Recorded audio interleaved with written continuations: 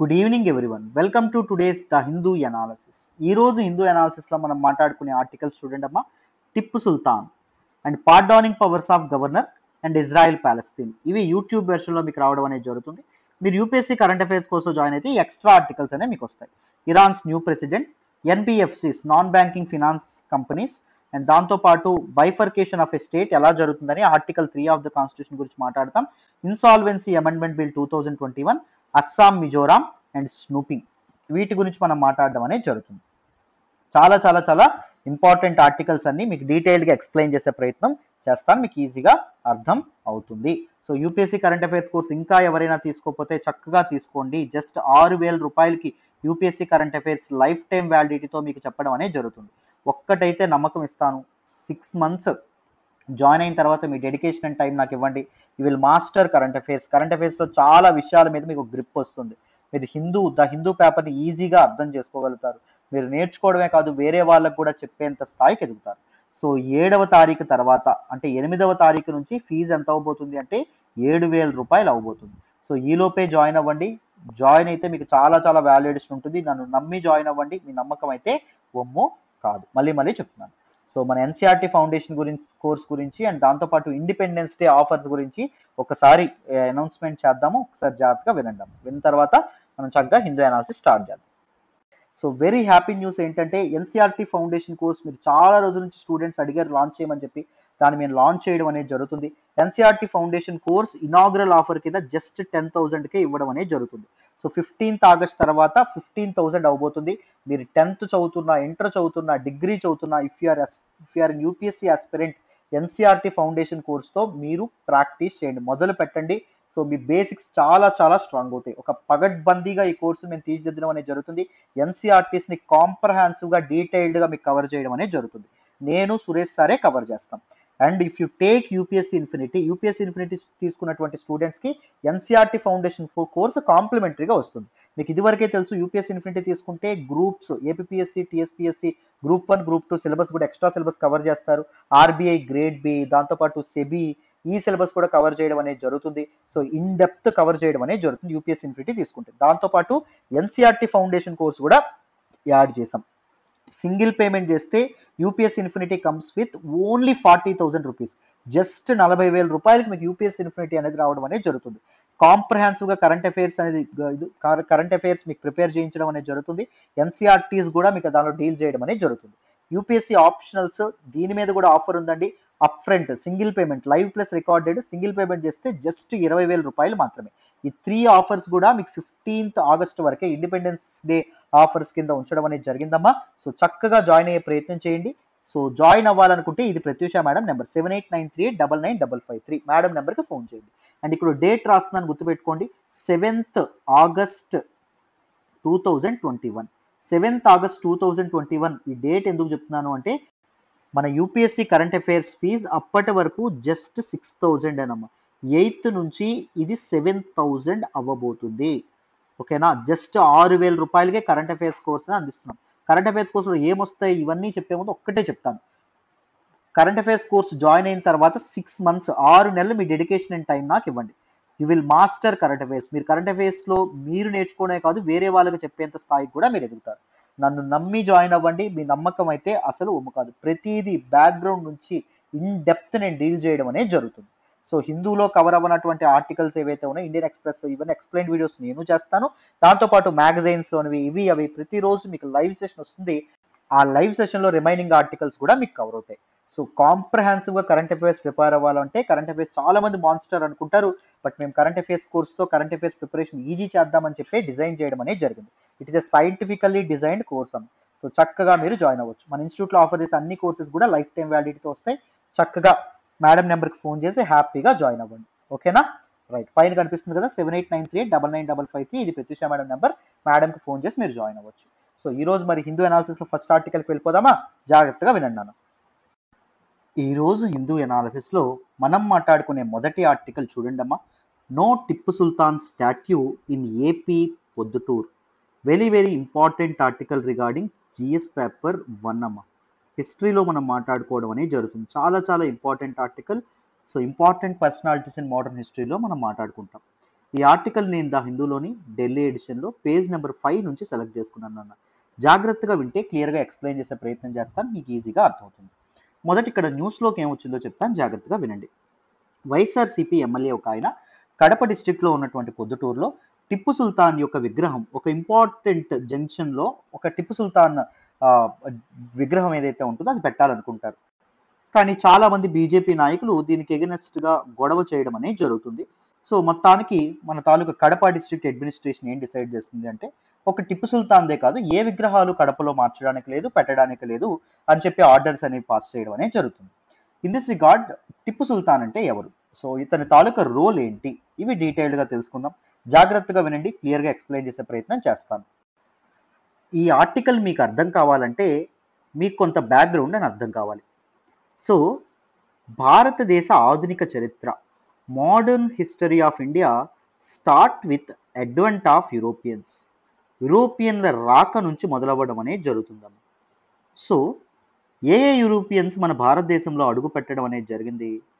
The first European country to enter India was Portuguese అమ్మ. Portuguese was followed by Danish. Danish was followed by English, అంటే British వాళ్ళు. English was followed by Danes, Denmark వాళ్ళు. Danes people were followed by the French అమ్మ. So వీళ్ళందరూ మొదట వాణిజ్యం కోసం, trade కోసం ఇండియాలోకి అడుగుపెట్టిన, మారుతున్నటువంటి పొలిటికల్ కండిషన్స్ని వీళ్ళు లెవరేజ్ చేసుకొని, ఎక్స్ప్లాయిట్ చేసుకొని వాళ్ళ ఆధిపత్యం అనేది ఇండియాలో ఎస్టాబ్లిష్ చేద్దాం అనుకుంటారు. సో వీళ్ళ ఐదుగురు మధ్య కాంపిటీషన్ అనేది ఫుల్గా ఉంటుంది. ఇండియన్ టెరిటరీస్ని ఆక్రమించుకోవాలి, ఇండియాలో వాళ్ళ ఆధిపత్యాన్ని చలాయించాలి అనేటటువంటి విషయం మీద. సో మొత్తానికి ఈ కాంపిటీషన్లో పోర్చుగీస్ వాళ్ళు తప్పుకుంటారు, డేనిష్ వాళ్ళు తప్పుకుంటారు, అండ్ దాంతోపాటు డేన్స్ వాళ్ళు తప్పుకుంటారు. చివరికి ఎవరు మిగులుతారు అంటే ఇంగ్లీష్ వాళ్ళు, దాంతోపాటు ఫ్రెంచ్ వాళ్ళు మొదలవ్వడం అనేది జరుగుతుంది. వీళ్ళిద్దరి మధ్య ఆధిపత్య పోరు అనేది మొదలవ్వడం అనేది జరుగుతుందమ్మ. So who should conquer India, who should make India as their colony అనేటటువంటి విషయం మీద గొడవ విపరీతంగా మొదలవ్వడం అనేది జరుగుతుంది. అఫ్ కోర్స్ వీళ్ళిద్దరూ డైరెక్ట్గా తలపడినప్పటికీ లోకల్ రూలర్స్ ఎవరైతే ఉన్నారో వాళ్ళని బేస్ చేసుకొని వీళ్ళు ఎదురెదురు తలపడడం అనేది జరుగుతుంది.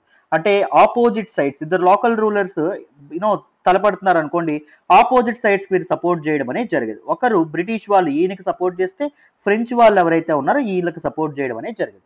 సో ఇలా ఇండియన్ పొలిటికల్ స్పియర్లోకి దీస్ యూరోపియన్ పవర్స్ ఎంటర్ అవ్వడం అనేది జరిగింది. అయితే ఇది పక్కన పెట్టండి, మనకి ఏం జరుగుతుంది? 1337లో 1337లో after the decline of Kakatiyas in southern India, దక్షిణ పదాన ద గ్రేట్ విజయనగర ఎంపైర్ అనేది ఎస్టాబ్లిష్ అవ్వడం అనేది జరుగుతుంది. విజయనగర ఎంపైర్ కొన్నాళ్ళకి ద బ్యాటిల్ ఆఫ్ తల్లికోట లేదా తలైకోట అనేటటువంటి యుద్ధంతో విజయనగర ఎంపైర్ కూడా డిక్లైన్ అవ్వడం అనేది జరుగుతుంది. విజయనగర ఎంపైర్ డిక్లైన్ అయిన తర్వాత the tributary of river Krishna, that is river Tungabhadra, river Tungabhadra యొక్క నార్థన్ సైడ్ ని మొఘల్స్ తీసుకుంటారండి. మొఘలులు ఔరంగజేబ్ అండర్లోకి రావడం అనేది జరుగుతుంది. అండ్ ద సదరన్ బ్యాంక్ ఏదైతే ఉంటుందో ఇది లోకల్ రూలర్స్ ఎవరైతే ఉన్నారో వాళ్ళు పరిపాలించేవాళ్ళు. సో అప్పుడు ఎవరు పరిపాలిస్తారంటే దీన్ని వడయార్స్ ఎవరైతే ఉన్నారో వడయార్స్ పరిపాలించేవారు of the southern bank of this particular Tungabhadra river అమ్మ. సో ఈ వడయార్స్ ఎవరైతే ఉన్నారో వడయార్స్ రూలర్ ఎవరు అంటే కృష్ణంరాజు. కృష్ణంరాజు అనేటటువంటి రూలర్ హయాంలో ఆయన తాలూకా సైన్యంలోకి ఎవరు చేరడం అనేది జరుగుతుందంటే హైదర్ అలీ అనేటటువంటి ఒక వ్యక్తి చేరడం అనేది జరుగుతుంది. ఒక సామాన్యమైనటువంటి సిపాయిగా చేరుతాడు. తర్వాత అద్భుతమైనటువంటి మిలిటరీ కాన్క్వెస్ట్లతో, అద్భుతమైనటువంటి తన తాలూకా డైనమిజంతో ఈయన ఒక కమాండర్ ఇన్ చీఫ్గా ఎదగడం అనేది జరుగుతుంది. తరువాత హైదర్ అలీ వాళ్ళ కృష్ణంరాజు వడయార్స్ ఎవరైతే ఉన్నారో ఆయన్ని ఓడించి హైదర్ అలీ ఇండిపెండెంట్ కింగ్డమ్ని ఎస్టాబ్లిష్ చేయడం అనేది జరుగుతుంది.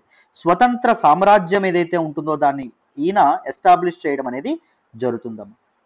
హైదర్ అలీని హైదరీ జంగ్ అని కూడా అనడం అనేది జరుగుతుందమ్మ. చాలా చాలా important ruler.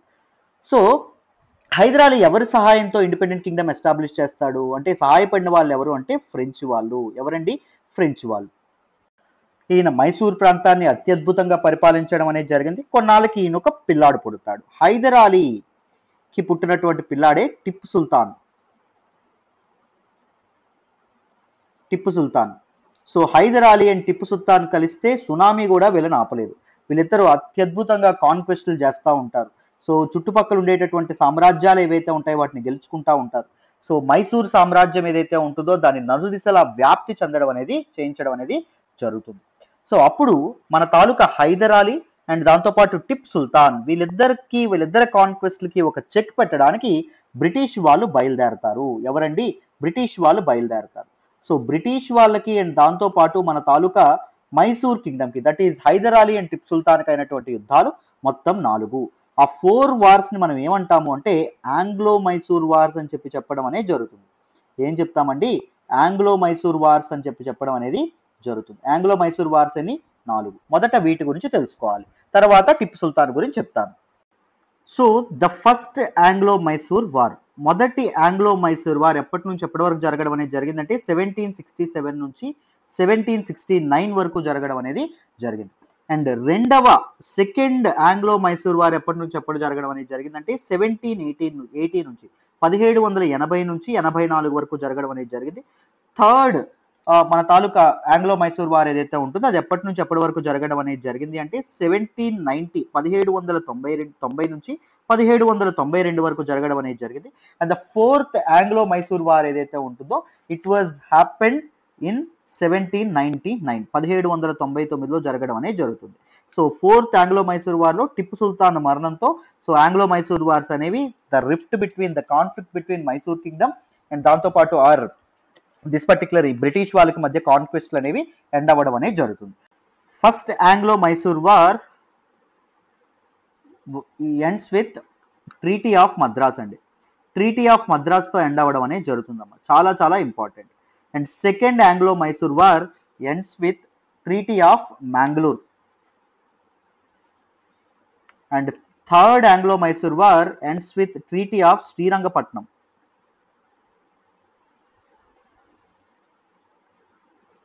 Fourth Anglo Mysore war ends with the death of Tipu Sultan. So second Anglo Mysore war లో గాయాల పాలైనటువంటి హైదర్ అలీ, ఇక్కడే హైదర్ అలీ చనిపోవడం అనేది జరుగుతుంది. సెకండ్ నుంచి ఈ ఫోర్త్ వరకు ఎవరు కంటిన్యూ చేస్తారంటే బ్రిటిష్ వాళ్ళతో యుద్ధాలు మన తాలూకా టిప్పు సుల్తాన్ ఎవరైతే ఉన్నారో ఆయన కంటిన్యూ చేయడం అనేది జరుగుతుంది. సో బ్రిటిష్ వాళ్ళ తాలూకా ఇంపీరియలిజం అనేది మైసూర్ మీద పడకుండా బ్రిటిష్ వాళ్ళ తాలూకా సామ్రాజ్యవాదం నుంచి మైసూర్ని కాపాడుకోవాలనేటటువంటి ఉద్దేశంతో సో టిప్పు సుల్తాన్ అత్యద్భుతంగా పోరాడడం అనేది జరుగుతుందమ్మ. ఒకసారి మరి టిప్పు సుల్తాన్ గురించి కొన్ని ఇంపార్టెంట్ ఫ్యాక్ట్స్ అనేవి మీకు బ్యాక్గ్రౌండ్ ఇక్కడ వరకు అర్థమైందని అనుకుంటున్నాను. ఇంపార్టెంట్ ఫ్యాక్ట్స్ అనేవి తెలుసుకోవాలి, జాగ్రత్తగా వినండి. Tipu Sultan was born in November 1750, 1750లో ఈయన పుట్టడం అనేది జరుగుతుంది. And he is the son of Hyder Ali అమ్మ, హైదర్ అలీ యొక్క కొడుకు. హీఈస్ ఎ గ్రేట్ వారియర్, అద్భుతమైనటువంటి పోరాట పటిమ కలిగినటువంటి యోధుడు ఎవరు అంటే మన టిప్పు సుల్తాన్ ఎవరైతే ఉన్నారో ఆయన. అండ్ ఇంకో టైటిల్ ఉంటుంది, అదేంటి అంటే టైగర్ ఆఫ్ మైసూర్ అనేటటువంటి బిరుదు కూడా ఈయనకు ఉండడం అనేది జరిగింది. And he is very well educated అండి, అద్భుతమైనటువంటి విద్య అనేది తెలిసినటువంటి వాడు, చాలా వెల్ ఎడ్యుకేటెడ్, బాగా చదువుకున్నటువంటి వాడు. ముఖ్యంగా he is very fluent in multiple languages like Arabic కానీ లేకపోతే పెర్షియన్ కానీ అండ్ ఉర్దూ కానీ, ఇలాంటి భాషల్లో చాలా ప్రావీణ్యత కలిగిన వాడే మన తాలూకా Tipu Sultan. So under the leadership of powerful rulers that like Hyder Ali and Tipu Sultan, Mysore kingdom ఏదైతే ఉంటుందో చాలా అద్భుతంగా ఫ్లరిష్ అవ్వడం అనేది జరిగింది, గొప్పగా ఒక వెలుగు వెలగడం అనేది జరిగింది. అండ్ దాంతోపాటు మన Tipu Sultan also introduced many administrative reforms and administrative innovations and banking reforms కూడా ఈయన తీసుకురావడం అనేది జరిగింది డ్యూరింగ్ హిస్ రూల్. ఆయన కాయినేజ్ కానీ లేకపోతే న్యూ ల్యాండ్ రెవెన్యూ సిస్టమ్ కానీ ఇవన్నీ ఆయన తీసుకోవడం అనేది జరిగింది. దాంతోపాటు he embraced many western military models, చాలా వెస్టర్న్ మిలిటరీ మోడల్స్ కూడా ఆయన తన మిలిటరీ ఆర్గనైజేషన్ లో ఇంప్లిమెంట్ చేయడం అనేది జరిగిందమ్మా, with the help of the French వాళ్ళ తాలూకా సహాయంతో. అర్థమైందా? లైక్ కన్వెన్షనల్ మెథడ్స్ అయినటువంటి దీస్ కన్వెన్షనల్ వెపన్స్ అయినటువంటి ఎలిఫెంట్స్ లేకపోతే మనకి ఖడ్గాలు ఏవైతే ఉన్నాయో ఇవన్నీ వాడినప్పటికీ modern artillery and rocket system ఏవైతే ఉన్నాయో వాటిని కూడా ఈయన ఇంప్లిమెంట్ చేయడం అనేది జరిగింది. అర్థమైందా? వీటిని కూడా వాడడం అనేది జరిగింది. He is well known for his maintenance of armed forces and European model and Persian models ని మిక్స్ చేసి ఈయన ఆర్మీ ఏదైతే ఉంటుందో ఆర్మీని ఆర్గనైజ్ చేయడం అనేది జరిగింది. అర్థమైందా? He also gave very importance to naval forces కూడా ఈయన చాలా ఇంపార్టెన్స్ అనేది ఇవ్వడం అనేది జరిగింది. And he also build 3 dockyards ship manufacturing centres ఏవైతే ఉన్నాయో వాటిని కూడా ఈయన నిర్మించడం అనేది జరిగింది. ఒకటి మ్యాంగ్లూరులో, 2 Wajedabad, very very important, and మూడవది ఏంటి అంటే Moridabad in the Malabar coast అండి. మలాబర్ కోస్ట్ లో వీటిని నిర్మించడం అనేది కూడా జరిగింది. And he is well known for his fight against Marathas. So Hindu Kingdom అయినటువంటి మరాఠాస్తో ఎప్పుడు మన తాలూకా టిప్పు సుల్తాన్కి హైదరాలీకి గొడవలు అనేవి ఉండడం అనేది జరిగింది. He commanded many corps against Marathas అండి. అర్థమైందా? సో చాలా సార్లు యుద్ధాలు కూడా జరగడం అనేది జరిగింది. అండ్ ఆంగ్లో మైసూర్ వార్లో కూడా అద్భుతంగా పోరాటం అనేది చేయడం అనేది జరిగింది. So first Anglo Mysore war ends with treaty of Madras, second Anglo Mysore war ends with treaty of Mangalore, third Anglo Mysore war ends with treaty of Srirangapatnam లేదా Seringapatam. So fourth one with the death of Tipu Sultan అండి. అర్థమైందా? So very very important. And he died in the battle of Srirangapatnam అమ్మ. Battle of Seringapatam లేదా శ్రీరంగపట్నం యుద్ధంలో ఈయన చనిపోవడం అనేది జరిగింది. ఆయన తాలూకా మంత్రే ఈయన్ని ఇది చేయడం అనేది జరుగుతుంది, మోసం చేయడం అనేది, నమ్మక ద్రోహం చేయడం అనేది జరుగుతుంది. నమ్మక ద్రోహం వల్ల ఈయన చనిపోవడం అనేది జరిగిందండి. And he is also a great pattern of science and technology అండి. సైన్స్ అండ్ టెక్నాలజీని కూడా ఈయన అద్భుతంగా ఇది చేయడం అనేది జరిగింది. అండ్ రాకెట్ టెక్నాలజీలో కూడా ఈయన చాలా నిష్ణాతుడు. తన యుద్ధాల్లో రాకెట్స్ని కూడా వాడడం అనేది జరిగింది. ఎవరు అంటే మన తాలూకా టిప్పు సుల్తాన్.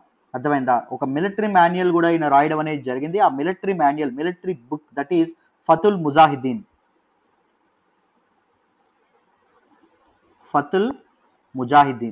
దీనిలో రాకెట్ సైన్స్ గురించి కూడా ఈయన చెప్పడం అనేది జరిగిందమ్మా, ఈయన మెన్షన్ చేయడం అనేది జరిగింది. And is a great lover of democracy. ప్రజాస్వామ్యం అంటే మన తాలూకు టిప్పు సుల్తాన్కి చాలా ఇష్టం అండి. He is also a great diplomat. చాలా అద్భుతమైనటువంటి డిప్లొమాట్ అని కూడా చెప్తా ఉన్నారు. అండ్ దాంతోపాటు he gave his support to French సోల్జర్స్కి తమ సపోర్ట్ అనేది మన టిప్ సుల్తాన్ ఎవరైతే ఉన్నారో ఈయన అందించడం అనేది జరిగిందమ్మా.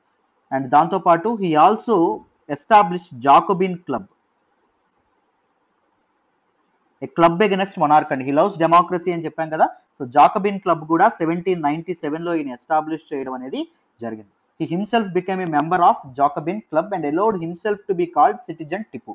సో నేను రాజును కాదు, నేను సామాన్య పౌరుణ్ణి అని చెప్పి ఆయన పిలుచుకోవడం అనేది జరిగింది. అండ్ ఈ planted the tree of Liberty కూడా ఆయన స్వేచ్ఛా వృక్షం అంటాం, శ్రీరంగపట్నంలో నాటడం అనేది జరిగిందమ్మా. ఇది కూడా ఒక ఇంపార్టెంట్ ఫ్యాక్ట్. అండ్ ఫ్రెంచ్ వాళ్ళ కోసం ఒక చర్చిని కూడా శ్రీరంగపట్నంలో కట్టించడం అనేది జరిగింది. These are some important facts about our Tipu Sultan. So అందరికీ టిప్పు సుల్తాన్ గురించి ఫ్యాక్ట్స్ అనేవి అర్థమైనాయని అనుకుంటున్నాను. So after the death of Tipu Sultan 1799లో ఈయన చనిపోయిన తర్వాత మన తాలూకా లార్డ్ వెల్లెస్లీ ఎవరైతే ఉన్నారో ఆయన దిస్ పర్టికులర్ మైసూర్ని ఎవరికి అప్పగించారంటే ముందు పరిపాలించినటువంటి వడయార్స్ ఎవరైతే ఉన్నారో వడయార్స్కి అప్పగించడం అనేది జరిగింది. అర్థమైందా? వడయార్స్కి అప్పగించడం అనేది జరిగింది. రైట్? సో ఇక్కడ వరకు మీకు క్లియర్ అనే అనుకుంటున్నాను. మరి నెక్స్ట్ ఆర్టికల్ డిస్కస్ చేద్దాం, జాగ్రత్తగా వినండి. ఈరోజు హిందూ ఎనాలిసిస్లో మనం మాట్లాడుకునే నెక్స్ట్ ఆర్టికల్ చూడండి. Governors pardon power over rights 433A.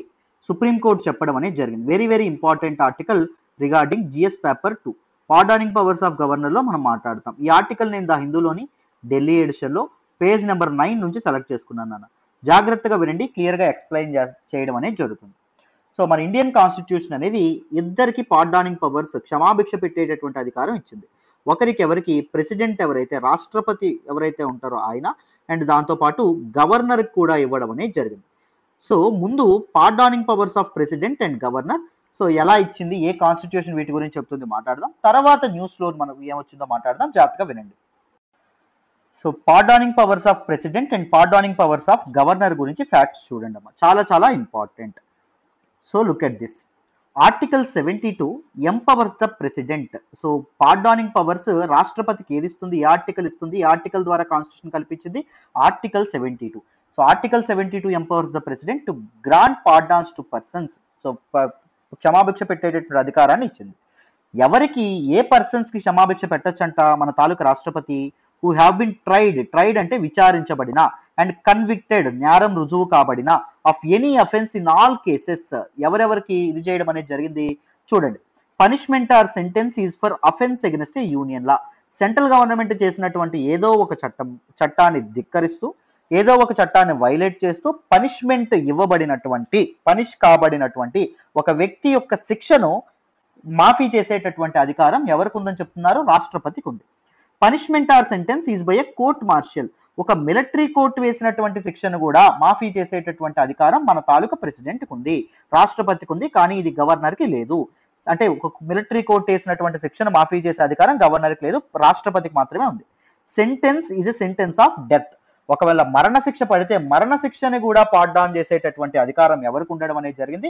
రాష్ట్రపతికి ఉండడం అనేది జరిగిందని. అర్థమైందా? రాష్ట్రపతికి ఉండడం అనేది జరిగింది. నౌ గవర్నర్కి చూడండి. గవర్నర్కి పాడ్డానింగ్ పవర్స్ ఏది ఆర్టికల్ ఇస్తుందంట? ఆర్టికల్ 161 ఇవ్వడం అనేది జరుగుతుంది. ఆర్టికల్ 161 గవర్నర్కి పాడ్డానింగ్ పవర్ అనేది ఇవ్వడం అనేది జరుగుతుంది, క్షమాభిక్ష పెట్టేటువంటి అధికారం ఇస్తుంది. But the pardoning power of the governor differs from that of the president. మరి రాష్ట్రపతికి గవర్నర్ పెట్టేటటువంటి పాడ్డానింగ్ పవర్స్ కి డిఫరెన్స్ ఏంటి? President can pardon sentences inflicted by court martial. President military కోర్టులు వేసేటటువంటి శిక్షలను కూడా క్షమాభిక్ష పెట్టొచ్చు, కానీ గవర్నర్ కెనాట్. కానీ గవర్నర్ పెట్టడానికి వీల్లేదు. సెకండ్ ఇదేంటో చూడండి difference. President can pardon death sentence. President death sentence ఏదైతే ఉంటుందో, ఐ మీన్ మరణశిక్ష ఏదైతే ఉంటుందో దాన్ని మాఫీ చేయొచ్చు, కానీ గవర్నర్ చేయొచ్చా అంటే చెయ్యకూడదు. Even if A state law prescribes death sentence. ఒకవేళ ఏదైనా రాష్ట్ర యొక్క చట్టం, సపోజ్ రీసెంట్ గా మనకి ఆంధ్రప్రదేశ్ గవర్నమెంట్ దిశ యాక్ట్ పాస్ చేస్తుంది. అందులో ఎవరైనా రేప్ చేస్తే మరణశిక్ష విధించేటటువంటి ఇది కూడా ఉండడం అనేది జరిగింది కదా, డెత్ సెంటెన్స్ కూడా వేసేటటువంటి క్లాజ్ ఉంది. సో రాష్ట్రం ఏ స్టేట్ లా అయినా డెత్ సెంటెన్స్ ని ప్రిస్క్రైబ్ చేసినప్పటికీ the power to grant pardon, death sentence కి క్షమాభిక్ష మాఫీ చేసేటటువంటి అధికారం ప్రెసిడెంట్ కి మాత్రమే ఉంటుంది, కానీ గవర్నర్ కి అసలు ఉండదు. జాగ్రత్తగా గుర్తుపెట్టుకోవాలి. మరణశిక్షని పార్డాన్ చేసేటటువంటి అధికారం రాష్ట్రపతికి మాత్రమే ఉంటుంది, గవర్నర్ కి మాత్రం ఉండదు. నెక్స్ట్ చూడండి. Pardoning power of the president includes the following. Pardoning power, president యొక్క పార్డానింగ్ పవర్ లో ఏమేమి ఉంటాయి? పార్డాన్ అంటే ఏంటి? It removes both the sentence and the conviction and completely absolves the convict from all sentences, punishments and disqualifications. ఏదైనా తప్పు చేశాడు అనుకోండి ఒక వ్యక్తి, పనిష్మెంట్ వచ్చింది అనుకోండి, సో ఒకవేళ రాష్ట్రపతి పార్డాన్ చేస్తే ఏమవుతుంది? కంప్లీట్ గా విముక్తుడవుతాడు. ఆయన పనిష్మెంట్ ఆయనకు ఉండదు, దాంతోపాటు ఆ కన్విక్షన్ ఆయన మీద ఉండదు, సెంటెన్స్ ఉండదు, డిస్క్వాలిఫికేషన్స్ ఏది ఉండదు. మామూలుగా అసలు పూర్తిగా తప్పు చేయనటువంటి వ్యక్తి ఎలా అయితే సామాన్యంగా ఉంటాడో అలా అయిపోవడం అనేది జరుగుతుంది. పూర్తిగా మాఫీ చేయగలడు రాష్ట్రపతి. సెకండ్ చూడండి అమ్మా, కమ్యూటేషన్. కమ్యూటేషన్ అంటే ఏంటి? Substitution of one form of punishment for a lighter form. Suppose ఒక మరణశిక్ష పడింది అనుకోండి, మరణశిక్ష కాదు యావజ్జీవ కారాగార శిక్షకు తగ్గించండి అని తగ్గించేటటువంటి అధికారం కూడా మన తాలూకా రాష్ట్రపతికి ఉండడం అనేది జరిగింది. రెమిషన్ అంటే ఏంటి? It implies reducing the period of sentence without changing it's character. So ఆ సెంటెన్స్ యొక్క క్యారెక్టర్, మరణశిక్షని ఇప్పుడు సపోజ్ యావజ్జీవ కారాగార శిక్ష ఉంది, యావజ్జీవ కారాగార శిక్షని ఒక 5 ఏళ్లకో 12 ఏళ్లకో 10 ఏళ్లకో నువ్వు తగ్గించవచ్చు. అలా తగ్గించేటటువంటి అధికారం కూడా ఎవరికి ఉంది? రాష్ట్రపతికి ఉండడం అనేది జరిగింది, without changing it's character. Next చూడండి, రెస్పైట్ అంటే ఏంటి? It denotes awarding a lesser sentence in place of the originally awarded due to some special fact. ఏదైనా ప్రత్యేకమైన కారణం చేత, అంటే ఫిజికల్ డిజేబిలిటీ కానీ, లేకపోతే ప్రెగ్నెన్సీ కానీ, లేకపోతే హెల్త్ ఎఫెక్ట్ ఏదైతే ఒక ఉమెన్ అఫెండర్ అయ్యారు అనుకోండి, ఆవిడకి ప్రెగ్నెన్సీ వస్తే ఆవిడ తాలూకు సెక్షన్ తగ్గించవచ్చు. ఫిజికల్ డిజేబిలిటీ లేకపోతే ఏదైనా హెల్త్ ఇష్యూ ఏదైనా సెక్షన్ అనే దాన్ని తగ్గించవచ్చు రాష్ట్రపతి. దాన్ని రెస్పైట్ అంటాం. రిప్రీవ్ అంటే ఏంటి? It employees to stay of the execution of a sentence for a temporary period. So especially death sentence, ఏదైనా సెంటెన్స్ యొక్క ఎగ్జిక్యూషన్ ని టెంపరరీగా సస్పెండ్ చేస్తే దాన్ని రిప్రీవ్ అని చెప్పడం అనేది జరుగుతుంది. These are some important pardoning powers of our president. ఇప్పుడు గవర్నర్ కి చూడండి. Governor can also grant pardons. Governor కూడా పార్డాన్ చేయొచ్చు అంటే శిక్షణ మాఫీ చేయొచ్చు, అండ్ దాంతోపాటు రిప్రీవ్ చేయొచ్చు. రిప్రీవ్ అంటే ఏం చెప్పుకున్నాము? సో సస్పెండ్ చేయొచ్చు, ఒక మరణశిక్షని ఒక హోల్డ్ లో పెట్టచ్చు. అండ్ రెస్పైట్, హెల్త్ కారణాలు కానీ లేకపోతే ఫిజికల్ డిజబిలిటీస్ కానీ ప్రెగ్నెన్సీ కానీ ఏవైనా ఉంటే దట్ పర్టికులర్ సెంటెన్స్ ఏదైతే ఉంటుందో దాన్ని తగ్గించవచ్చు. రెమిషన్ అంటే ఏం చెప్పుకున్నాం? Without changing the character, just period of sentence ఏదైతే ఉంటుందో అది మాత్రం తగ్గించడం, పీరియడ్ ఆఫ్ పనిష్మెంట్ ని తగ్గించడం. అండ్ దాంతోపాటు కమ్యూట్ అంటే ఏం చెప్పుకున్నాం? Substitution of one form of punishment for a lighter form కి పనిష్మెంట్ అనేది తగ్గించడం. అర్థమైందా? సో ఇవన్నీ చేయొచ్చు. Of any person convicted any offence against state లాకి ఎగనెస్ట్ గా ఎవరైనా బుక్ అయితే, ఎవరైనా పనిష్మెంట్ గురైతే వాళ్ళకి క్షమాభిక్ష పెట్టేటటువంటి అధికారం గవర్నర్ కి ఉంటుంది. However the governor can suspend, remit or commute a death sentence. అర్థమైందా? సో మన తాలూకా గవర్నర్ ఎవరైతే ఉంటారో ఆయన మరణశిక్షకి పార్డాన్ చేయలేనప్పటికీ, మరణశిక్షను పూర్తిగా మాఫీ చేయలేనప్పటికీ ఈ కెన్ సస్పెండ్, టెంపరీగా సస్పెండ్ చేయొచ్చు. And he can also remit అంటే తక్కువ, వితౌట్ చేంజింగ్ ద క్యారెక్టర్ తక్కువ సెంటెన్స్ అనేది విధించవచ్చు. Or commuted death sentence. Commute అంటే ఏంటి? సో లైటర్ ఫామ్, ఒక ఫామ్ నుంచి లైటర్ ఫామ్ కూడా ఆ శిక్షని మార్చొచ్చు. సో ఇది మన తాలూకా గవర్నర్ ఎవరైతే ఉన్నారో గవర్నర్కు ఉన్నటువంటి ప్రత్యేక క్షమాభిక్ష పెట్టేటటువంటి అధికారాలు. అర్థమైందా? నెక్స్ట్ చూడండి అన్న. Comparison between pardoning power of India and US president. India president కి యుఎస్ ప్రెసిడెంట్ కి కంపారిజన్ చూడండి. Recently US president exercised his pardoning powers to pardon his former national security adviser. So former US president Donald Trump తన former national security adviser ఎవరైతే ఉన్నారో ఆయన క్షమాభిక్ష పెట్టడం అనేది జరిగింది. క్షమాభిక్ష పెట్టడానికి తన పార్డానింగ్ పవర్స్ అని ఆయన ఉపయోగించారు. So US president has the constitutional right to pardon. US president కూడా రాజ్యాంగమే అధికారం ఇస్తుంది క్షమాభిక్ష పెట్టే అధికారం. Are commute sentences. కమ్యూట్ అంటే ఏంటి? పనిష్మెంట్ ని ఒక లైటర్ ఫామ్ కి మార్చడం. Related to federal crimes and it is granted without limit and cannot be restricted. So దీనికి లిమిట్ అంటూ ఏం లేదండి. మీరు సపోజ్ చూస్తే మన తాలూకా president council of ministers headed by prime minister యొక్క అడ్వైస్ తో పార్డానింగ్ పవర్స్ ఉపయోగించాలి. కానీ యుఎస్ ప్రెసిడెంట్ కి అలాంటి రెస్ట్రిక్షన్స్ అనేవి ఏమీ లేవు. ఆయన ఇష్టం వచ్చినట్టు ఈ పార్డానింగ్ పవర్స్ ఉపయోగించవచ్చు. హౌఎవర్ కానీ the president of India has to act on the advice of the cabinet. చెప్పాను కదా, అకార్డింగ్ టు ఆర్టికల్ 672 ఏం చెప్తుంది? President of India council of ministers ఎవరైతే ఉన్నారో వాళ్ళ తాలూకా అడ్వైస్ ప్రకారం యాక్ట్ చేయాల్సి ఉంటుంది. He has the power to grant pardon పూర్తిగా శిక్షను మాఫీ చేసే అధికారం. రిప్రీవ్ అంటే ఏం చెప్పుకున్నాం? Suspend or pause or put on hold of a particular sentence. And respite, health problems చేత ఉన్న వాళ్ళకి సెంటెన్స్ ఏదైతే ఉంటుందో తగ్గించడం. And remission without changing the character of the particular punishment, just change the intensity of the punishment, period of the punishment మాత్రమే తగ్గించడం. అర్థమైందా? These are some important things నాన్న, రైట్? సో ఇవి కంపారిజన్ బిట్వీన్ యుఎస్ ప్రెసిడెంట్ కి and India president కి ఉన్నటువంటి పార్డానింగ్ powers మధ్య difference చాలా చాలా ఇంపార్టెంట్. అయితే ఇప్పుడు న్యూస్ లోకి ఎందుకు వచ్చిందో మాట్లాడుకోవాలి, జాగ్రత్తగా వినండి. సో ఇక్కడ చిన్న కాన్ఫ్లిక్ట్ వచ్చిందండి. పార్డానింగ్ పవర్స్ ఆఫ్ గవర్నర్ యొక్క పార్డానింగ్ పవర్స్ కి అండ్ దాంతో పాటు CrPC code of criminal procedure ఏదైతే ఉంటుందో కోడ్ ఆఫ్ క్రిమినల్ ప్రొసీజర్ లోని సెక్షన్ 433A సెక్షన్ 433 ఏం చెప్పడం అనేది జరుగుతుంది అంటే which mandates that A prisoner sentence can be remitted only after 14 years of jail. ఈయన 14 సంవత్సరాలు జైల్లో గడిపిన తర్వాతే ఇతని తాలూకా శిక్ష ఏదైతే ఉంటుందో అది తగ్గించగలము, రెమిట్ చేయగలము. లేకపోతే రెమిట్ చేయడం అనేటటువంటిది అవ్వదు. రెమిట్ అంటే ఏంటి? Without changing the character of A particular punishment, just reducing the period of punishment అని చెప్పి ఇది చెప్పడం అనేది జరుగుతుంది. సుప్రీంకోర్టు ఏం చెప్తుంది? దట్ ఈస్ ఎవరైనా జడ్జిలు కానీ వీళ్ళెవరైనా రెమిట్ చేస్తే, బట్ పార్డానింగ్ పవర్ ఇక్కడ మనకి పార్డానింగ్ పవర్ ఇక్కడ గవర్నర్ యొక్క పార్డానింగ్ పవర్ ఏదైతే ఉంటుందో it is superior than section 433 of CrPC. అంటే గవర్నర్ కావాలంటే ఆ ఖైదీకి 14 ఏళ్ళు కంప్లీట్ అవ్వకముందానే, even though he didn't serve a minimum of 14 years of prison sentence, he can be given pardon. So ఆయన తాలూకా శిక్షని గవర్నర్ క్షమాభిక్ష పెట్టొచ్చు అని చెప్పడం అనేది జరిగింది. Section 433 of the code cannot and doesn't have any way effect the constitutional power conferred on the president or governor. Governor కానీ president కానీ కాన్స్టిట్యూషన్ భారత రాజ్యాంగం ఇచ్చింది వాళ్ళకి పార్డానింగ్ పవర్స్. సో రాజ్యాంగం ఇచ్చింది కాబట్టి so pardoning powers of governor or president ని సెక్షన్ 433 ఏదైతే ఉంటుందో అది దూరం చేయలేదు అని చెప్పడం అనేది జరిగింది. సో గవర్నర్ కి పార్డానింగ్ పవర్ ఇచ్చినటువంటి ఆర్టికల్ ఏంటి? ఆర్టికల్ 161 అయితే ప్రెసిడెంట్ కి ఏది ఇవ్వడం అనేది జరిగింది? ఆర్టికల్ 72 ఇవ్వడం అనేది జరిగింది. ఇది మనకి న్యూస్ లోకి రావడం అనేది జరిగింది. అర్థమైందా? ఇది సుప్రీం కోర్టే చెప్పడం అనేది జరిగింది స్వయాన. So this is all about this particular article. అందుకే ఒకసారి pardoning powers of president and pardoning powers of governor గురించి ఒకసారి టకటకా తెలుసుకుందాం. అర్థమైందా? రైట్, మరి నెక్స్ట్ ఆర్టికల్ డిస్కస్ చేద్దాం. జాగ్రత్తగా వినండి అమ్మా.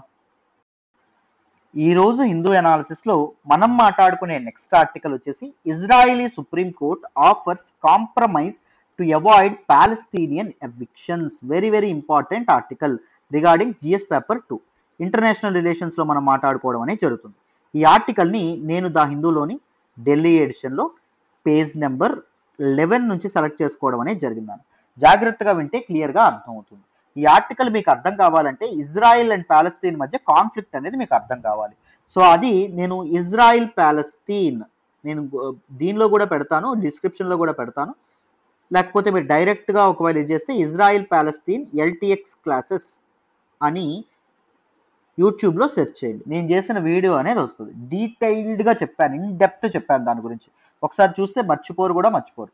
ఒకసారి ఆ వీడియో చూసిన తర్వాత ఇక్కడ ఇది పాజ్ చేసి ఆ వీడియో చూసిన తర్వాత మీరు ఈ ఆర్టికల్ అనేది చూడాలి. అప్పుడే మీకు ఈ ఆర్టికల్ అనేది అర్థమవుతుంది. నేను కూడా ఇక్కడ టూకీగా ఎక్స్ప్లెయిన్ చేస్తాను. ఒకసారి మీకు రివిజన్ లాగా కూడా ఉంటుంది. బట్ కానీ ఇక్కడ నేను ఎక్స్ప్లెయిన్ చేస్తున్నాను అని చెప్పి చూడడం మానేయొద్దు. ఆ వీడియో చూసిన తర్వాత ఇది కంటిన్యూ చేయడానికి ప్రయత్నించండి. ఓకేనా? రైట్. ఎందుకంటే అక్కడ ఇన్ డెప్త్ ఇన్ డీటెయిల్ చెప్పాను. జాగ్రత్తగా వినండి. So let us look at the geography. Israel ఎక్కడుందో మనం చూడాలి. ఇదిగోండి, ఇది పాకిస్తాన్. పాకిస్తాన్ మన కంట్రీ పక్కనే ఉంటుంది, మీకు తెలుసు. పాకిస్తాన్ తర్వాత ఇరాన్, ఇది Iraq, Saudi Arabia, Yemen, Oman, UAE, ఇక్కడ ఖతార్ ఉంటుంది, ఇది కువైట్, ఇది ఇక్కడ బహ్రెయిన్ ఉండడం అనేది జరుగుతుంది. అర్థమైందా? అండ్ ఈ పక్కన చూడండి, ఇక్కడ జోర్డాన్ ఉండడం అనేది జరుగుతుంది, ఇక్కడ సిరియా ఉండడం అనేది జరుగుతుంది. We are talking about this particular area. This particular area zoom చేస్తే ఇలా అవుతుంది చూడండి. అర్థమైందా? సో ఆ పర్టికులర్ ఏరియాలో ఉన్నటువంటి ఒక కంట్రీనే ఇజ్రాయిల్. ఇజ్రాయిల్ని ఒకప్పుడు ప్యాలెస్తీన్ అని చెప్పి పిలిచేవాళ్ళు. ఇజ్రాయిల్ ఆఫ్టర్ అరబ్ వార్ తర్వాత ఏర్పడడం అనేది జరిగింది. 1948లో ఏర్పడింది. అప్పటి వరకు ఈ మొత్తం ప్రాంతం ఏదైతే ఉంటుందో దీన్ని ప్యాలెస్తీన్ అనేటటువంటి పేరుతో పిలవడం అనేది జరుగుతుంది. So it shares border with Mediterranean sea in the west లో మెడిటరేనియన్ సీతో ఉంటుంది. అండ్ మన తాలూకా ఈస్ట్ లో జోర్డాన్తో షేర్ చేసుకుంటుంది. అండ్ సిరియాతో కూడా బార్డర్ షేర్ చేసుకోవడం అనేది జరుగుతుంది. అండ్ దట్ పర్టికులర్ లెబనాన్తో నార్త్ షేర్ చేసుకోవడం అనేది జరుగుతుంది. సో ఈజిప్ట్లో ఇదేంటి అంటే సినై పెనిన్సులా అని చెప్పి దీన్ని అనడం అనేది జరుగుతుంది. సినై పెనిన్సులా అని చెప్పి దీన్ని అనడం అనేది జరుగుతుంది. Israel also have access to this particular Red Sea అమ్మ. చాలా చాలా ఇంపార్టెంట్. రెడ్ సీ దగ్గర ఉండేటటువంటి important port city that is Eilat. So ఈ సదరన్ ఇజ్రాయిల్ ఏదైతే ఉంటుందో ఇది మొత్తం డిజర్ట్. ఓకేనా? రైట్. సో అయితే చూడండి జాగ్రత్తగా. అండ్ ఇక్కడ ఉన్నటువంటి ఇది చూడండి, this particular thing is Dead Sea అండి. ఇది Dead Sea. And this particular ఇదేది ఏంటి అంటే వెస్ట్ బ్యాంక్ అమ్మ.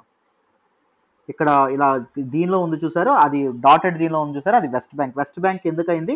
సో ఇక్కడ మన తాలూకా ఇదేదైతే ఉంటుందో జార్డన్ రివర్ ఇలా పాస్ అవుతూ ఉంటుంది. Jordan river drains into Dead see.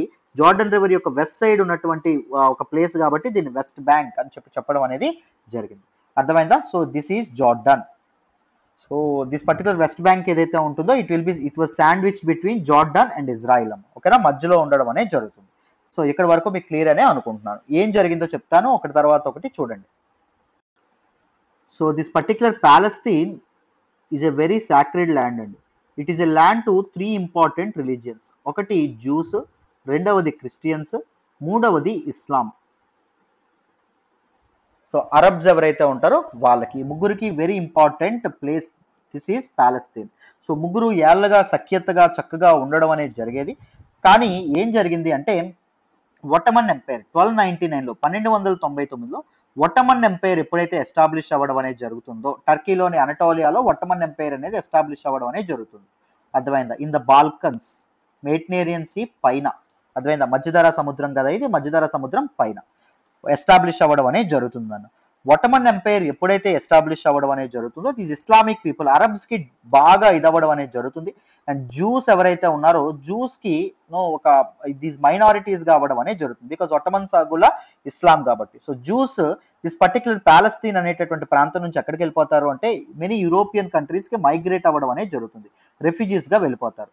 కానీ ఎప్పుడైతే తర్వాత in the end of 19th century, in the second half of 19th century 1850 తర్వాత యూరోపియన్ నేషనలిజం అనేది మొదలవుతుంది. మేమందరం యూరోపియన్స్, మాది సేమ్ కల్చర్ అనేటటువంటి ఇది మొదలవుతుంది.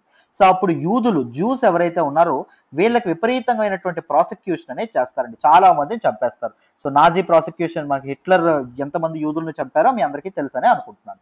సో అప్పుడు 1890లో ఒక మూమెంట్ అనేది మొదలవుతుంది. దాన్నే జియనిస్ట్ మూమెంట్ అని చెప్పి అనడం అనేది జరుగుతుంది.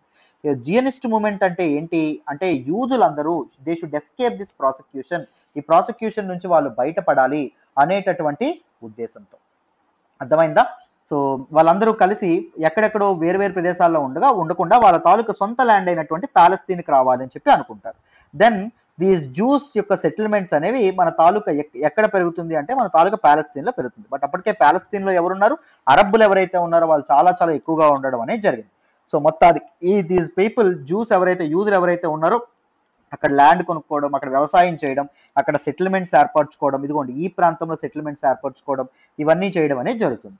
అయితే 1947లో ఎప్పుడైతే ఇజ్రాయిల్ ఈ ప్యాలెస్తీన్కి బ్రిటిష్ వాళ్ళ నుంచి స్వాతంత్రం అనేది రావడం అనేది జరుగుతుందో అప్పుడు ఈ ల్యాండ్ మాదంటే మాది అనేటటువంటి తగాదాలు ఏవైతే ఉన్నాయో మొదలవుతాయి. మరి ఈ తగాదాలని ఇది చేయడానికి ఎవరు వస్తారు మధ్యలో, మన తాలూకు ఐక్యరాజ్య సమితి ఏదైతే ఉంటుందో ఐక్యరాజ్య సమితి వస్తుంది.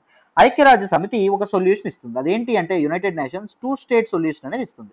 పాలస్తీన్ అనేటటువంటి కంట్రీని 2 కంట్రీస్ గా విడదీద్దాం, ఒకటి ఇజ్రాయిల్ గా, రెండవది పాలస్తీన్ గా. యుఎన్ ఏం ప్రపోజ్ చేస్తుందో చూడండి, ఇదిగోండి గోల్డ్ కలర్ లో ఉంది చూసారు, దిస్ పర్టికులర్ రీజన్ అంతా ఇజ్రాయిల్ అన్నట్టు, అండ్ మన తాలూకు అరబ్స్ ఎక్కువగా ఉండేటటువంటి ఈ పర్టికులర్ ప్రాంతం ఏదైతే ఉంటుందో దిస్ ఈజ్ పాలస్తీన్. అర్థమైందా అన్నట్టు, ఇక్కడ అరబ్బులు ఉంటారు అన్నట్టు.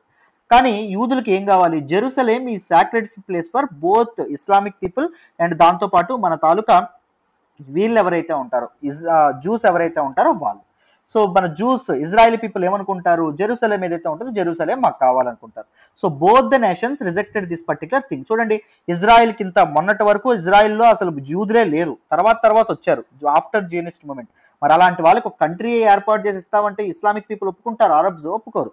అలా అని జెరూసలేం మొత్తం వాళ్ళకే అప్పగిస్తున్నారు అని చెప్తే మరి వీళ్ళు ఒప్పుకుంటారా, మన తాలూకు యూదులు ఒప్పుకోవడం అనేది జరగదన్నమాట.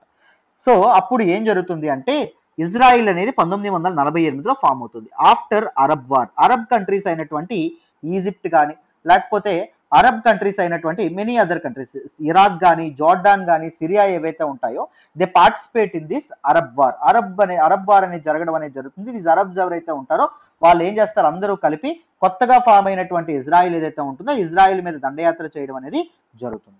సో ఇజ్రాయిల్ ఏం చేస్తుంది, అత్యద్భుతంగా పోరాడడం అనేది జరుగుతుంది. పోరాడి మొత్తానికి వాళ్ళ దగ్గర నుంచి ఇంకొన్ని కొత్త ప్రాంతాలు అనేవి లాగేసుకుంటుంది. ఈజిప్ట్ నుంచి సినై పెనిన్సులా అనేది లాగేసుకోవడం అనేది జరుగుతుంది. అండ్ సిరియా ఏదైతే ఉంటుందో సిరియా నుంచి దీస్ గోలన్ హైట్స్ ఏవైతే ఉన్నాయి, ఇక్కడ గోలన్ హైట్స్ ఉంటాయి, వాటిని లాగేసుకోవడం అనేది జరుగుతుంది. సో ఇలా వేర్వేరు ప్రాంతాలని ఇజ్రాయిల్ అనేది సమిష్టిగా కృషి చేసి లాగేసుకోవడం అనేది జరుగుతుంది. Golan Heights from Syria, West Bank and East Jerusalem from Jordan నుంచి West Bank and East Jerusalem, and దాంతోపాటు Sinai peninsula and Gaza Strip from Egypt. ఇది గాజా స్ట్రిప్. ఈ సినై పెనిన్సులాని మళ్ళీ ఈజిప్ట్కి ఇచ్చేసింది కానీ గాజా స్ట్రిప్ మాత్రం తనతోనే ఉంచుకోవడం అనేది జరిగింది. అర్థమైందా? అప్పటి నుంచి ఇజ్రాయిలీ పీపుల్కి అండ్ దాంతోపాటు మన వాళ్ళు ఎవరైతే ఉన్నారో సో మన తాలూకా పాలస్తీనియన్స్ ఎవరైతే ఉన్నారో వాళ్ళ మధ్య ఈ మతం పేరుతో విపరీతమైనటువంటి గొడవలు అవ్వడం అనేది జరుగుతుంది. సో చాలా మధ్యలో చాలా డెవలప్మెంట్స్ ఉంటాయి. నేను వాటన్నిటిని ఆ వీడియోలో నేను చెప్పడం అనేది జరిగింది. టూకీగా అర్థం చేసుకోవాలంటే ఇంతవరకు మీరు అర్థం చేసుకోవచ్చు. ఎవరైనా ఇజ్రాయిల్ పాలస్తీన్ కాన్ఫ్లిక్ట్ చెప్పండి అంటే మీరు ఇంతవరకు చెప్తే వాడికి ఒక అండర్స్టాండింగ్ అనేది వస్తుంది అవతల వాడికి. ఓకేనా? అందుకే ఇంతవరకు చెప్తున్నాను. మళ్ళీ చెప్తున్నాను, ఎవరైనా ఫస్ట్ టైం ఇజ్రాయిల్ పాలస్తీన్ గురించి నా వీడియో నేను చాలాసార్లు ఇజ్రాయిల్ పాలస్తీన్ గురించి చెప్పాను వీడియోస్లో. ఎవరైనా ఫస్ట్ టైం ఈ రోజే చూస్తున్నట్టు అయితే ఇజ్రాయిల్ పాలస్తీన్ గురించి వింటున్నట్టయితే ఇజ్రాయిల్ పాలస్తీన్ కాన్ఫ్లిక్ట్ మీద నేను చేసిన వీడియో మస్ట్ అండ్ షుడ్ గా చూడాలి. చూడకపోతే ఈ బెటర్ అండర్స్టాండింగ్ అనేది రావడం కష్టం. అర్థమైందా? అయితే రీసెంట్ గా మీ అందరికీ తెలుసు ఇజ్రాయిల్ పాలస్తీన్ మధ్య ఒక కాన్ఫ్లిక్ట్ అనేది బయలుదేరింది. సో ఆర్మ్డ్ అప్రైజింగ్ అనేది మొదలైంది, ఒక వైలెన్స్ పాల్పడడం అనేది జరిగింది. గాజా స్ట్రిప్ నుంచి ఇజ్రాయిల్ మీదకి, ఇజ్రాయిల్ నుంచి అరబ్స్ ఎక్కువగా ఉండేటటువంటి హమాస్ ఎక్కువగా ఉండేటటువంటి గాజా స్ట్రిప్ మీదకి అటాక్స్ అనేవి స్టార్ట్ అవ్వడం అనేది జరగడం అనేది జరిగింది. చాలా మంది ప్రాణాలు కూడా కోల్పోయారు, చాలా ఇన్ఫ్రాస్ట్రక్చర్ లాస్ కూడా అవ్వడం అనేది జరిగింది. ఇంతకీ రీసెంట్ గా మొదలైనటువంటి అటాక్స్ ఏవైతే ఉన్నాయో ఈ అటాక్స్ అనేవి ఎందుకు మొదలైనవి అంటే ఇక్కడ మీరు జెరూసలేం గురించి తెలుసుకోవాలి. Jerusalem can be divide into 2 parts అండి. ఏంటది? ఒకటి ఈస్ట్ జెరూసలేం, రెండవది వెస్ట్ జెరూసలేం. ఏంటి? ఈస్ట్ జెరూసలేం అండ్ రెండవది ఏంటి? West Jerusalem. చాలా ఇంపార్టెంట్. ఈస్ట్ జెరూసలేంలో ఎవరు ఉండడం అనేది జరుగుతుంది అంటే అరబ్బులు ఎవరైతే ఉంటారో వాళ్ళు ఉంటారు. వెస్ట్ జెరూసలేంలో ఎవరుంటారు? జ్యూస్, యూదులు ఎవరైతే ఉంటారో వాళ్ళు ఉండడం అనేది జరుగుతుంది. సో ఎందుకు ఈ కాన్ఫ్లిక్ట్ అనేది స్టార్ట్ అయిందంటే ది జ్యూస్, యూదులు ఎవరైతే ఉన్నారో ఒకప్పుడు ఈ ప్రాంతాలన్నీ మావి, ది సెటిల్మెంట్స్ ఏవైతే ఉన్నాయి ఇవన్నీ మావి, సో మేము కొనుక్కున్నాము, సో మీరు దీని తర్వాత ఆక్రమించుకున్నారు, ఈస్ట్ జెరూసలేం నుంచి ఎవిక్ట్ చేయండి అంటే బయటికి వెళ్ళిపోండి అదేనా మీరు ఈ ప్రాంతాలని ఖాళీ చేయండి అని చెప్పి వీళ్ళు గొడవ వేసుకున్నారు. సో దానికి అరబ్బులు ఎవరైతే ఉన్నారో వాళ్ళు సీరియస్ గా రియాక్ట్ అవ్వడం అనేది జరిగింది. That led to a serious violent conflict between this particular Israel and Palestinian forces నాన్న. సో అది మనకి ఇక్కడ జరగడం అనేది జరిగింది. జాగ్రత్తగా వినాలి. అయితే చూడండి, ఇప్పుడు జెరూసలేం ఆ గొడవలన్నింటినీ మన తాలూకా జెరూసలేం అంటానంటే ఇజ్రాయిల్ యొక్క సుప్రీంకోర్టు ఏదైతే ఉంటుందో అది చర్చిస్తుంది ఎందుకు ఈ గొడవలు జరిగాయి అని చెప్పి. సో దీనికి సుప్రీంకోర్టు, ఇజ్రాయిల్ యొక్క సుప్రీంకోర్టు ఏం చెప్పింది అంటే there should be a compromise. ఈ కాన్ఫ్లిక్ట్ అనేది ఇదవ్వాలి అంటే, చల్లారేయాలి అంటే రెండు పార్టీస్ మధ్య కాంప్రమైజ్ అనేది జరగాలి. సో మన తాలూకా ఈస్ట్ జెరూసలేంలో ఉండేటటువంటి పాలస్తీనియన్స్ ఎవరైతే ఉన్నారో వాళ్ళకి సుప్రీంకోర్టు ఒక మాట చెప్తుంది, we will recognise you guys as protected people. మీకు ఒక ప్రొటెక్టెడ్ స్టేటస్ ఇస్తాం, మీకు అసలు ఏమీ కాకుండా చూస్తాం. ఎప్పుడు ప్రొటెక్టెడ్ స్టేటస్ ఇస్తాం, మీరు ఏవైతే ల్యాండ్స్ లో నివసిస్తున్నారో ఆ ల్యాండ్స్ మావి కాదు, ఒరిజినల్ గా జ్యూస్వి అని మీరు ఎక్నాలెడ్జ్ చేస్తే అని చెప్పడం అనేది జరిగింది. దీనికి పాలస్తీనియన్స్ అవుట్ రైట్ గా లేదు, మాకు అవసరం లేదని చెప్పడం అనేది జరిగింది. అర్థమైందా? అది మనకి ఇక్కడ న్యూస్ లోకి రావడం అనేది జరిగింది. ఇజ్రాయెల్ సుప్రీంకోర్టు అనేది ఒక కాంప్రమైజ్ ద్వారా దిస్ పర్టికులర్ కాన్ఫ్లిక్ట్ ఏదైతే ఫ్లాష్ పాయింట్ ఏదైతే ట్రిగ్గర్ చేసిందో ఈ కాన్ఫ్లిక్ట్ ని దాన్ని కట్టడి చేయాలని చెప్పి అనుకుంటుంది, కంట్రోల్ చేయాలని చెప్పి అనుకుంటుంది. అర్థమైందా? సో ఇది మనకి న్యూస్ లోకి రావడం అనేది జరిగింది. Right, this is all about this particular topic. మీకు ఈ ఆర్టికల్ మరొక్కసారి చెప్తున్నాను, సో మీకు అర్థమైనట్టే ఉంటుంది, కానీ ఇంకా బెటర్ అండర్స్టాండింగ్ కోసం మీరు ఏం చేయాలి, ఇజ్రాయిల్ పాలస్తీన్ వీడియో అనేది తప్పకుండా చూడాలి. అర్థమైంది? అది చూసిన తర్వాత చూస్తే ఇంకా బెటర్ అండర్స్టాండింగ్ అనేది వస్తుంది. రైట్, చాలా చెప్పాను ఆ వీడియోలో, సైక్స్ పీకోట్ లైన్ ఇవన్నీ చెప్పాను. ఒకసారి వీలైతే డర్టీ గేమ్ ఆఫ్ బ్రిటిష్ వాళ్ళ తాలూకా పాలిటిక్స్ కానీ ఎక్స్ప్లెయిన్ చేశాను, ఒక్కసారి చూడండి. ఓకేనా? చాలా విషయాలు నేర్చుకుంటారు. So this is all about today's the Hindu analysis. ఈరోజు హిందూ ఎనాలిసిస్ అందరికీ అర్థమైందనే అనుకుంటున్నాను. ఎక్స్ప్లెనేషన్ వస్తున్నట్టయితే కీప్ లైకింగ్ అవర్ వీడియోస్, మీ ఫ్రెండ్స్తో షేర్ చేసుకోండి, ఎలా ఉందో కామెంట్ కూడా చేయండి. And thank you so much for all the support and all the love so far అమ్మ. అండ్ ఏమైనా డౌట్స్ ఉన్నా నాకు కామెంట్ చేయండి, నేను అక్కడ రిప్లై మీకు ఇవ్వడం అనేది జరుగుతుంది. వీలైతే యూపీఎస్సీ కరెంట్ అఫైర్స్ తీసుకోండి, జస్ట్ 6,000 రూపీస్ మాత్రమే యూపీఎస్సీ కరెంట్ అఫైర్స్ ఫీజు. 6,000 రూపీస్కి లైఫ్ టైం వ్యాలిడిటీ అనేది వస్తుంది. సో కరెంట్ అఫైర్స్ కాంప్రహెన్సివ్గా బ్యాక్గ్రౌండ్ నుంచి ప్రతి విషయాన్ని మీరు నేర్చుకుంటారు. నన్ను నమ్మి జాయిన్ అవ్వండి, మీ నమ్మకం అయితే ఒమ్ము కాదు. మళ్ళీ చెప్తున్నాను, 7వ తారీఖు తర్వాత దీని తాలూకా ఫీజు ఎంత అవుతుంది అమ్మా అంటే మీకు 7,000 అవ్వబోతుంది. సో ఈలోపే జాయిన్ అయ్యే ప్రయత్నం చేయండి. సో థ్యాంక్ యూ అమ్మా.